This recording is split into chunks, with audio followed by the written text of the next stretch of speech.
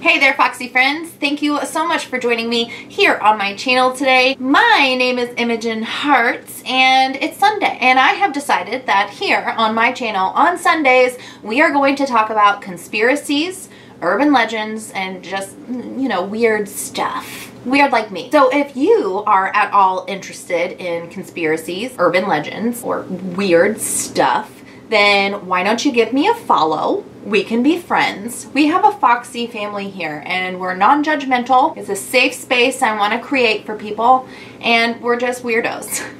Okay? So last week we talked about the hollow earth theory, and I really want to switch gears this week and talk about something a little bit more on the eerie side of conspiracies. But this one is technically actually going to be classified or considered a urban legend. Okay, sometimes it's referred to as a conspiracy theory, but it's more of an urban legend. So if you want to listen to some weird alien ghosty government stuff, then keep watching. I do want to give a disclaimer here before we get started. I am going to talk about some topics that may be triggering to people. So if talks about I can't say it, as well as some graphic imagery, if those things are going to be triggering to you, then please skip out on this one, because there's gonna be some talk about it, just a little talk about it. But I want to give you guys a heads up so you're not like, whoa, that came out of left field. So that's your warning. Discretion is advised. How seriously are we going to take me with this on this video? How serious? So if you haven't already kind of gotten the gist of how these things are going to go, I'm going to talk to you guys about a new story that is a conspiracy or an urban legend, or just things I find weird each week, and I'm going to be doing my makeup at the same time. I am not going to be talking about the products I'm using as I'm using them, but I will have them all listed in order they appear in the video down below. So today, I want to talk with you guys about one of the most horrific and grotesque urban legends surrounding the US military. And also, it is probably one of the most prolific conspiracies to come out of World War II. So prolific, in fact, that there are actually other conspiracy theories that are based off of this event or urban legend happening, and so popular that you actually might have noticed it mentioned as an Easter egg on one of the latest episodes of Loki on Disney+. This particular conspiracy or urban legend revolves around the U.S. naval ship USS Eldridge, which was a Cannon-class destroyer escort, and it was rumored that this ship was designed to conduct some very hush-hush and top-secret experiments for the government, the military. Now, these experiments were conducted to try and help the Americans win over the oceans over Germany, Italy, and Japan, which at the time in World War II, these were known as the Axis powers. At this time, the government was rumored to have been creating technology that would render the naval ships completely invisible to enemy radar, making them able to move silently throughout the water and be able to sneak up and attack the enemy. And it was at a shipyard in Philadelphia where our story takes place. This is where they were conducting the experiments for the very first time. And let's just say things did not go well. Outside of the USS Eldridge were people watching as this experiment started to take place. They were watching either from the ground or they were watching from other ships that were docked at the same shipyard in Philadelphia. And as the generators began to gear up on the USS Eldridge, all of a sudden people started seeing this glowing blue/green light. And this light/fog started enveloping the entire ship, this giant ship. It's just totally engulfing the ship. And then within the blink of an eye, the ship was gone, disappeared, poof, out of thin air. It's gone. It's gone. It's no longer there. On the ship, the sea gentleman, you see what I did there? Because there is no way on God's green earth I am mature enough to sit here and say seaman. See? No. I can't do it for the entire video. Sorry. Sea gentlemen. So on the ship, you have these sea gentlemen who are witnessing. They're watching all of these people witnessing the experiments start to happen. And they are all of a sudden, like, close their eyes and open them, transported to a place that they don't know. And where were they, if not in the shipyard in Philadelphia? Well, they were 277 miles away in a shipyard in Norfolk, Virginia. And just when you thought things couldn't get any stranger than a teleporting ship, they do, because the USS Eldridge disappears again. It disappears from the shipyard in Norfolk, Virginia, and reappears back again in the shipyard in Philadelphia. And this, my friends, is where things start to get really grotesque and horrifying. During this mysterious teleportation, it's said that 2 of the men that were aboard the ship completely disappeared, never to be seen again. They were just gone. Poof. Some of the men had gone completely insane during the duration of the teleportation, or time travel, or the teleportation. There were men just babbling on the ship, just nonsense, in catatonic states, and it gets worse. Some of the men that were aboard the USS Eldridge were fused into the ship itself. Yes, you heard me correctly. Fused, like melted, stuck in the ship. Imagine this all happens and then you like go to move and your arm is no longer your arm and it's like in the wall of the ship through metal. One of the men on the ship was just like torso up. I know that's graphic and gross. If you look it up online, you can find like pictures of what it would have looked like, but like I'm not showing that. No, let me tell you, it was gruesome. So some of these men that were fused to the ship did die almost like immediately, but worse yet, some of them were still alive. Can you imagine? It's said that after the event occurred, some of the men that did survive on the USS Eldridge, they didn't get fused to the ship or go completely insane, you know, right off the bat. Some of those men did report getting some like strange and mysterious illnesses pretty much right after. A lot of them suffered from mental breakdowns, and they were reported to go into catatonic states where their eyes would just like glaze over, and they would call this at some point like going into the green. And some men just went completely insane, you know, like cuckoo town, just absolutely crazy. I mean, can you blame them if they went through an event like, if you went through an event like that, like, would you really be all right afterwards? I don't think so. I wouldn't be. So yeah, some of the men just, you know, went like cuckoo for Cocoa Puffs. There was a report that one of the men that was on the ship, after dinner one night, he was just sitting down with his family watching TV, and for whatever reason, he just stood up and walked through a wall and then was never seen again. There was another report from like a small town diner where a waitress there had claimed that she had 2 men come in and she overheard them talking about, you know, being in the Navy and stuff and being naval men, and she heard something about the USS Eldridge, and then those men just disappeared from their booth. They were gone. There was another case where, I'm jumping ahead a little bit, but it's important, so I'm just gonna just jump ahead in the future just a tiny bit. But in 1988, there was a man who watched the Philadelphia experiment,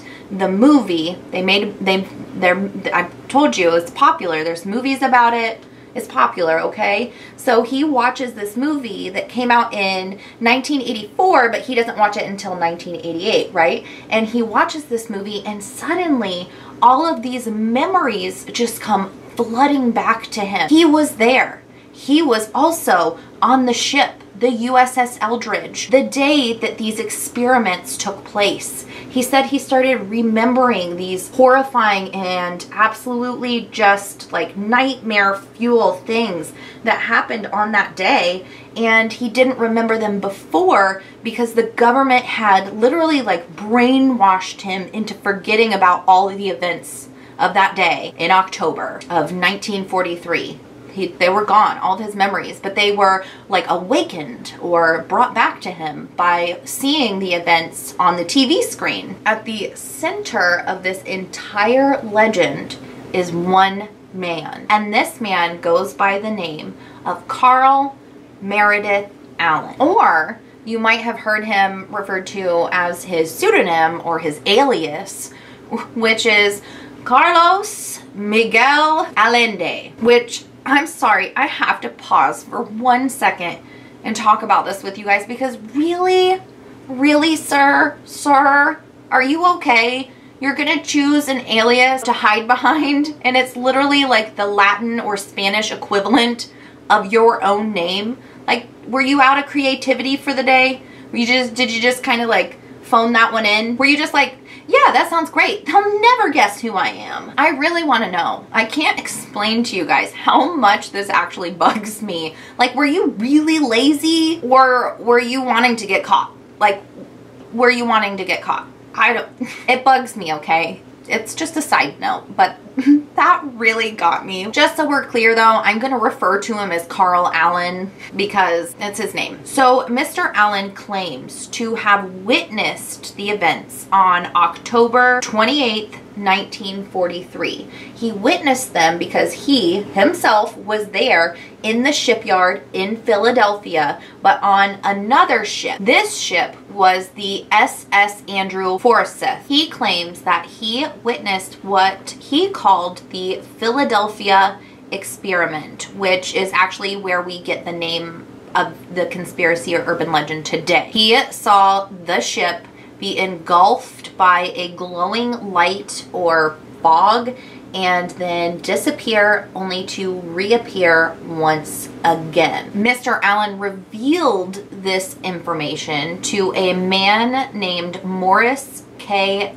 Jessup. And Morris K. Jessup was actually a mildly successful author. He actually wrote a book called The Case for the UFO. And in this book, he argues that unidentified flying objects, UFOs, needed more research. That's the basis of the book. They just need more, you know? We should look into this more. Now, in 1956, Mr. Allen writes Mr. Jessup 50 letters. In these letters, he is describing the events that occurred that day, the Philadelphia experiment. He is also saying that he has knowledge of unified field theory, which I looked online for a while to try to figure out, like in layman's terms, what unified field theory means, and it was a lot of like scientific mumbo-y jumbo-y. You know, again, I don't know science, but from what I can gather, it's time travel or teleporting. That's what that is. It's the combination of like electromagnetism and gravity and making them one thing. So there you go. So when I mention this, you know what I'm talking about. So he says not only does he know about unified field theory, he's actually an expert about it because he was taught by none other than Albert Einstein. He explains to Mr. Jessup that yes, you know, he is like super knowledgeable and has like far superior knowledge about this unified field theory than anyone else because he himself was taught by Albert Einstein and he witnessed the event happening that day himself. And not only that, oh boy, not only that, but he says that he was on the ship with Albert Einstein because the only reason why they were able to perform these experiments was because Mr. Einstein gave the government this technology, the unified field theory, which, by the way, Mr. Albert Einstein did spend like pretty much his entire life trying to solve this or create the unified field theory, solve the unified field theory. I don't know how, I don't know how that's properly used, but that was like his life's work. And by the way, he did not as far as we know, accomplish this. So I'm going to pause for just a second because, again, I want to give you a little bit of backstory on Morris K. Jessup, because while I was researching this was something that like actually genuinely bothered me, and it was that they kind of like paint this picture in a lot of the news articles that Jessup was kind of just like this like throwaway character. He was a schlub, you know? I don't know, it's just the way they like portray him, like he's some quack job because he writes about UFOs and stuff. But I want to state that he was actually a very, very intelligent man. He actually had his master's in astronomy, and he did stop just short of his PhD, but out of respect, because he was so intelligent and stuff, friends and family of his would call him doctor. Every single time I like read an article on this, I don't know, like don't poop on the guy. He was really smart. Leave him alone. Okay? So again, Mr. Carl Allen writes Mr. Jessup over 50 letters, and that's a lot of letters. A lot. So Mr. Jessup is intrigued, right? Wow, this guy is claiming that the government is basically covering up probably one of the craziest stories like in US history like ever. That's insane, right? So Mr. Jessup is more than intrigued, and he actually launches a full investigation into Mr. Allen's claims. And in the time frame of from when the event happened and when Mr. Allen was making these claims, there was 13 years in that space, and there was no one, no witnesses, nothing that came forward in those 13 years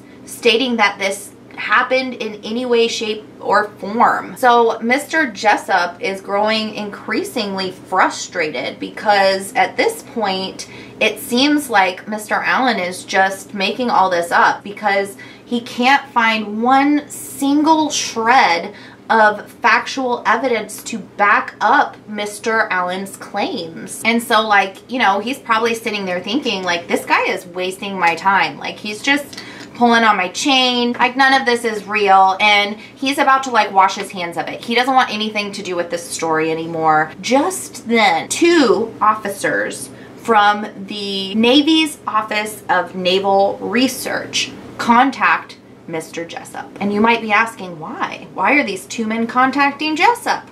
Well, they received a very strange package in the mail, and in this package, it contained the book that Mr. Jessup wrote, you know, the mildly successful one about UFOs. Now, in this copy of the book, there are actually handwritten annotations and notes, and these annotations and notes say that whoever is writing them has advanced knowledge on extraterrestrial technology, and they also were like, you know, super well versed on unified field theory. Like they could prove that it exists. And these notes, they, as weird as it sounds, were made to look like they were written by 3 different authors. One of those people, it said that it was it made to look like an alien wrote it. Mr. Jessup is intrigued, right? Because what the heck? This book shows up at the naval office, you know, and these naval officers want to know, you know, do you have anything to do with this? Mr. Jessup's like, no, but they want him to see a copy of the book anyway. So he is shown the copy of the book that contains the annotations and notes, and he immediately recognizes the handwriting. And whose handwriting is it? Well, none other than Mr. Carl Allen.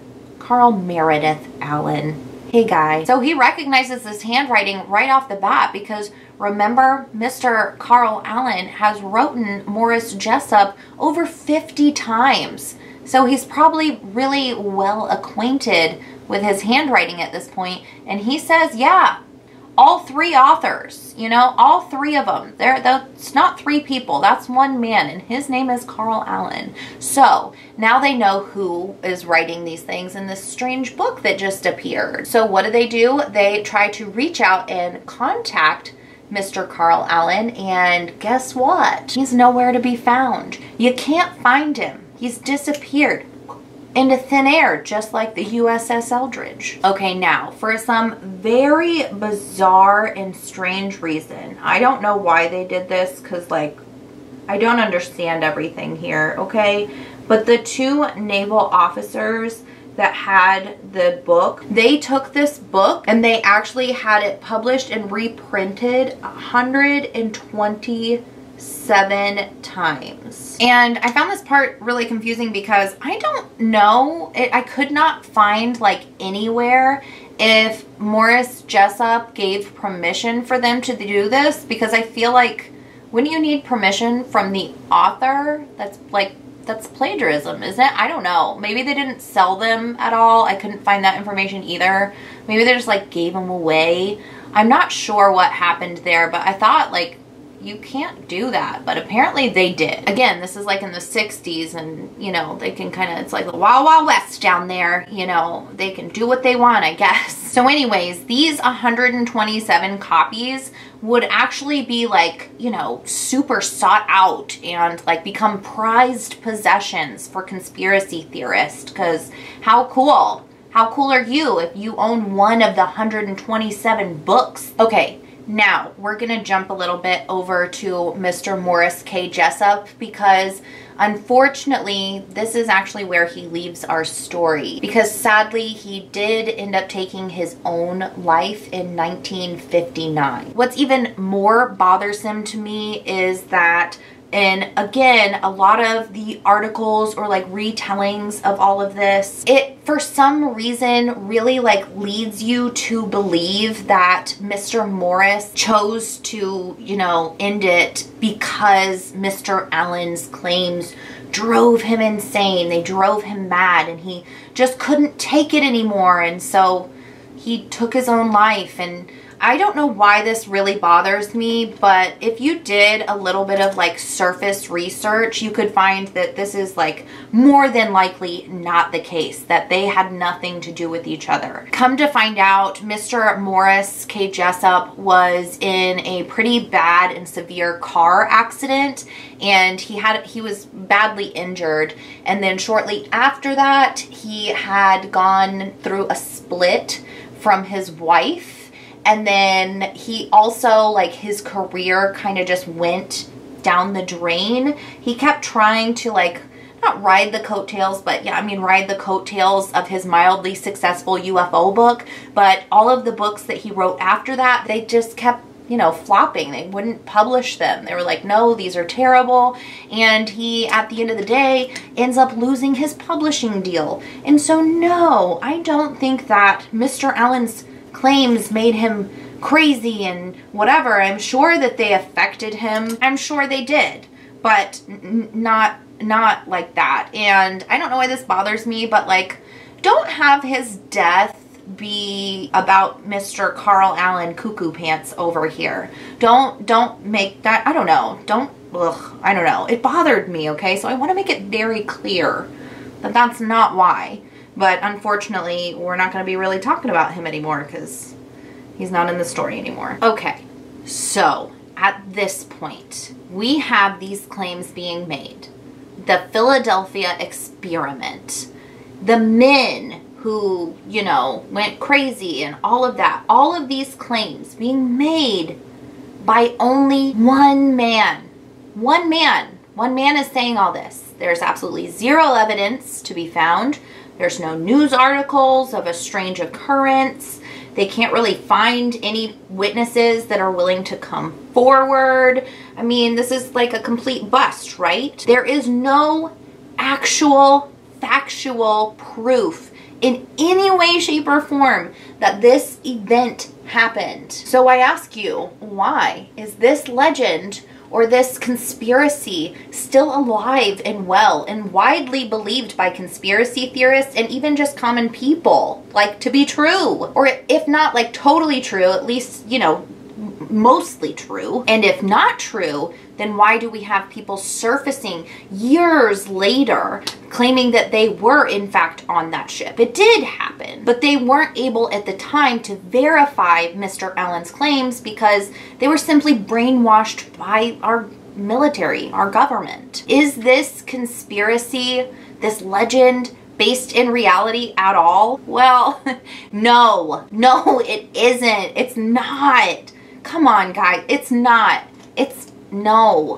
I mean, it's a fun one to think about, but did it really happen? No, I don't think so. I'm sorry. And you can choose to believe what you want to believe, but let me throw some facts, you know, at you before you go and make your final decision. In 1994, there was a French-born man by the name of Jacques F. Vallée. I don't know if that's really how you say his name, but that's what I got from it. So he published an article in the Journal of Scientific Exploration, and this article was called The Anatomy of a Hoax, the Philadelphia Experiment 50 years later. Now, in this article, which I do suggest that you read, I'll have it linked down below. It was a very interesting read. It's long, but it was interesting. In this article, he asks that if anyone has any knowledge on this event or can shed some light to this hoax,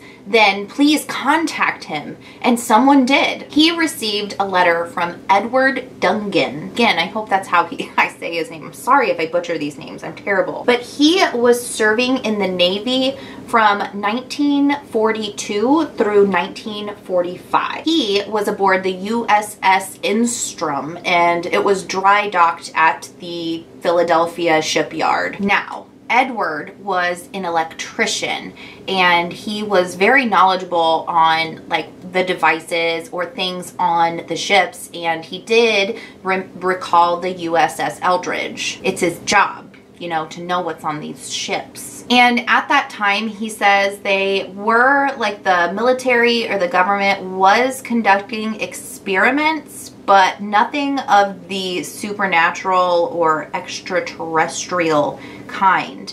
What they were doing was called degaussing, and this is where they didn't try to make the ships completely invisible like to radar, but what they did do is try to scramble the magnetic like fields and make their ships undetectable by U-boat magnetic torpedoes. So like the little U-boats that would come and try to like shoot torpedoes at the ship, they'd scramble the message and they wouldn't, the torpedoes wouldn't know where to go.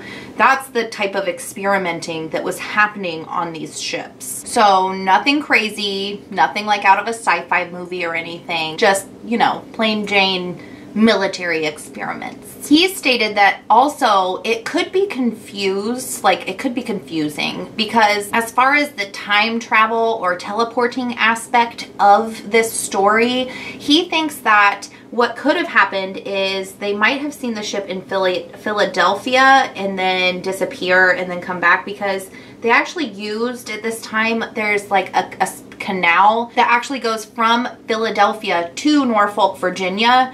And the ships and stuff use these all the time, but they would use these canals to get what would be like a 2-day trip down to just a couple of hours. So possibly someone could be confused, you know, and think that like, holy crap, this ship shouldn't be back for another 2 days, and it is, and maybe they just didn't know about the canals. I mean, this is just this theory that this guy's offering up, you know, because he was there at the time, and he says, like, no events like this occurred. No such thing like this occurred while he was there, and he was dry docked there, so he was there, like, all the time. And furthermore, just to put the nail in the coffin to Mr.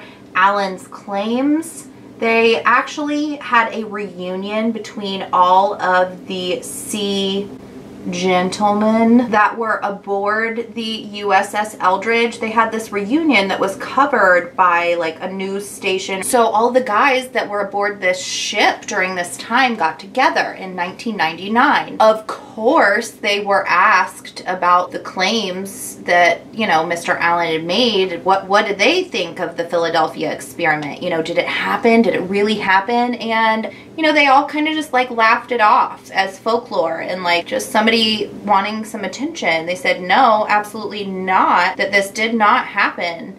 And furthermore, they said that they weren't even docked in Philadelphia at the time that it was said that this event occurred. And so people were like, what? It wasn't even there? And so of course they fact checked this. They went back through, you know, ship logs and records and found that, yeah, they weren't even there in Philadelphia on October 28th, 1943. They weren't even there. Yeah, apparently it was in New York. It was in New York at the time of the supposed Philadelphia experiment, so that wasn't true. Also, they said that the SS Andrew Forsyth was actually never docked at the same shipyard that USS Eldridge was. Like, never.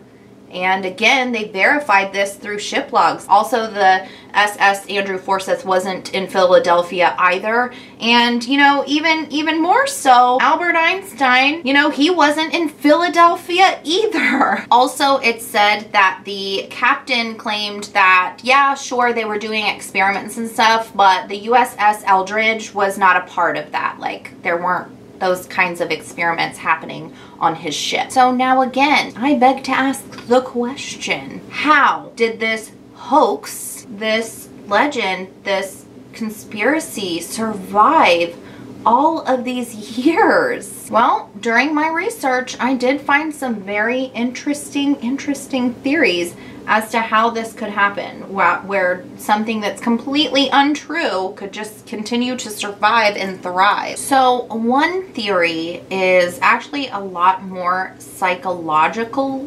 based. And so I want you to imagine you hear a story, and with that story comes really graphic imagery, whether that imagery is painted with words or a physical image that you can see.